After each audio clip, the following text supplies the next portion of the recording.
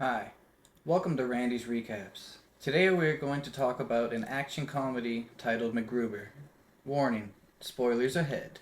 The movie begins in the eastern mountains of Siberia, where two men are seen taking out a fleet of soldiers. And three black SUVs pull up, and we are introduced to the movie's antagonist that goes by the name of Von Kunth. They open the container to reveal a nuclear warhead inside. A nearby soldier pleads with him not to take it, but he blasts him in the face. It then cuts to a montage of the real American hero, MacGruber, making custom explosives and tinkering with bombs and a whole bunch of other shit. The next scene takes place in Riobamba, Ecuador, where two men in a jeep are seen entering a small village. They locate MacGruber in a church, and they tell him that they're there because they need him to put together a team and retrieve a nuclear warhead that was stolen. He refuses and says that he's out of the game, but once he is informed that Kunth took the warhead, it prompts him to reconsider, but in the end he still refuses. Later that night, MacGruber has dreams about his wedding day, where it is revealed that Kunth is responsible for the death of his wife Casey. He wakes up in utter anger. He then heads to a graveyard where he digs up a coffin, and inside are his sacred clothes and a keychain with a lucky rabbit's foot on it. He makes his way to Washington, D.C. to let the colonel know that he's in. They bring him up to speed on what they know, that Kunth is a black market arms dealer, but to the public's eye he's a major political donor.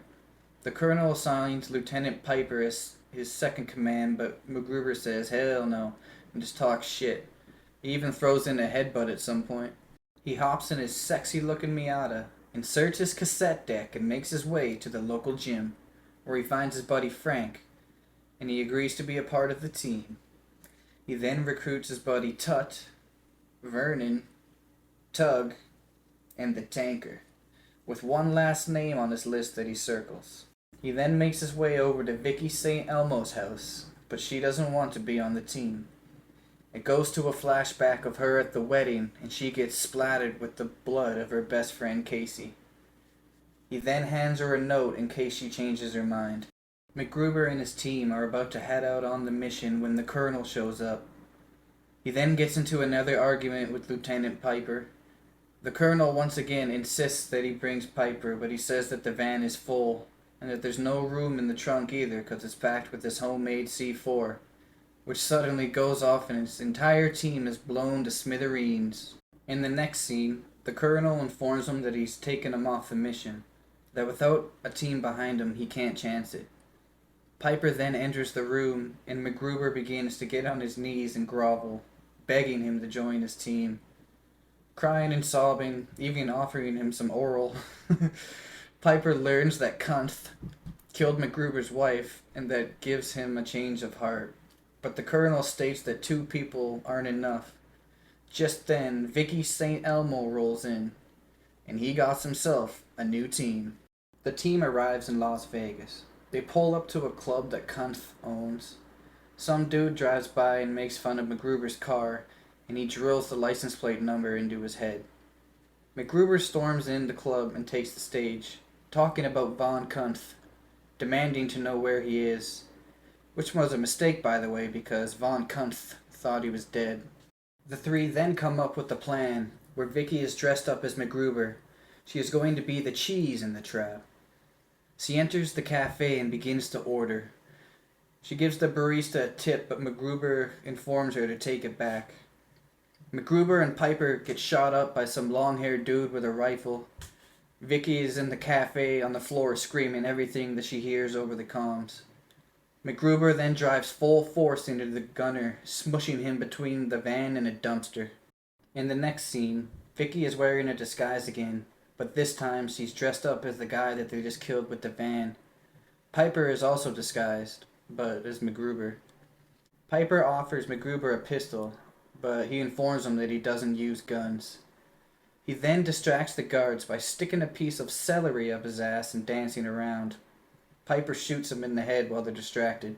As soon as Vicky enters the building, the thugs notice that it's her and instantly begin shooting. Piper lays cover fire as she runs away, and MacGruber is making a homemade grenade. The thugs get their hands on the passcode and drive away as MacGruber tosses his grenade. but it doesn't explode. The colonel then calls him and informs him about Kunt's fundraising party and tells him it's supposed to be surveillance only. MacGruber says he will keep it low profile, but he rolls up in a bright white suit and strolls his way into the party, making quite an entrance. Meanwhile, Piper is in the surveillance van and finds MacGruber's notebook.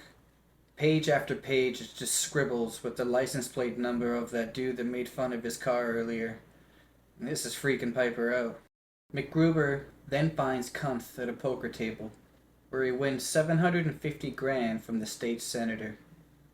MacGruber demands to know where the X5 warhead is, but Kuntz denies knowing anything about it. He then proceeds to make fun of MacGruber for blowing up his own teammates in the van. He calls him a sheesh of pit, and they toss him through a window along with his cassette deck, resulting in it breaking, and now he's super frickin' bummed out about it. Kuntz ends up confronting the guard that let MacGruber in, and in the process, makes a new painting for the foyer. It cuts to MacGruber getting ripped a new one by the colonel. He says that he's now a liability and proceeds to take him off the mission. He once again offers oral to get his position back, but the colonel ain't having it. In the next scene, the team is chatting around a fire, and it's revealed that MacGruber went to college with Kuntz, and his wife left him for MacGruber. While the two are talking, a couple of assassins in all black show up and start shooting. MacGruber uses Piper as a human shield, and they get away in his Miata with him draped across the back seat. He then wakes up and asks how he knew he was wearing a bulletproof vest, which MacGruber replies he didn't know, so Piper demands him to stop the vehicle and immediately quits the team. MacGruber and Vicky arrive at her house when she notices that he's been shot in the leg. She tends to his wounds and removes the bullet, and it slowly turns into them doing it. He instantly splits afterwards, making his way to his late wife's grave, apologizing for what he has just done, feeling like that he betrayed her. She then shows up in ghost form and lets him know that it's okay and it's time to move on with his life. He then makes love to his ghost wife at the graveyard and in some pretty gnarly scenes. On his way out of the graveyard, he comes across that car with the license plate that he burned into his memory.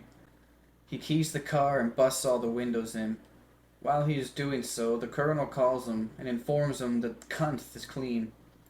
But he suddenly has realization what Kuntz is planning and makes his way to Vicky's house, where the place is ransacked and Vicky is missing. Kuntz then calls him on her phone, and he was able to keep him on the line long enough to track his location. MacGruber then gears up with all the essential supplies that he needs and makes his way to meet up with Piper. When he gets there, he is still visibly angry, but he agrees to help, but is pretty reluctant about it. They arrive at the compound and MacGruber sneaks up and rips this one dude's throat out.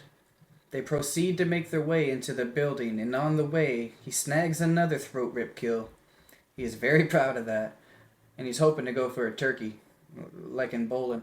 He then hops on the intercom and lets Kuntz know that he's there. His men make their way to the control room, but MacGruber has a trap set for them.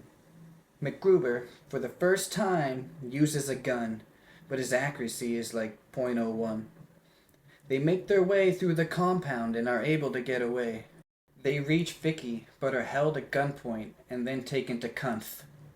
He reveals that in 4 minutes, he's going to use that X5 to turn Washington into a pile of ash. He made up a manifesto on MacGruber, framing him for everything, including the death of his wife Casey. Before he sets off the warhead, he walks over to MacGruber and cuts off his precious golden locks. This makes him spiral into a fiery rage. Piper pulls out the old celery stick in the bum and distracts Kuntz while they get the upper hand on him. He then beats him and cuffs him to some metal door. He tries to disarm the nuke, but he is overwhelmed with all the wires. He claims to be a 3-wire type of guy. He finally admits that he is not able to disarm this bomb, but he can, however, remove the thermonuclear core. He also rips out the navigation system, and they make a run for it, leaving Kuntz to get blown up. The building explodes and the three make it out alive.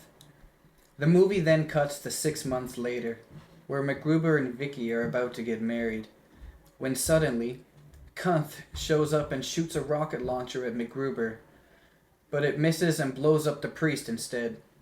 They get into a fight, and MacGruber is actually pretty stoked that he's alive, because he can finally cut off Kunth's ween and shove it in his mouth, only to discover it was blown off in the explosion. He then knocks him off the cliff, shoots him with a rifle, fires a grenade at him, and urinates on his smoldering corpse. That's our hero, MacGruber. Thanks for watching.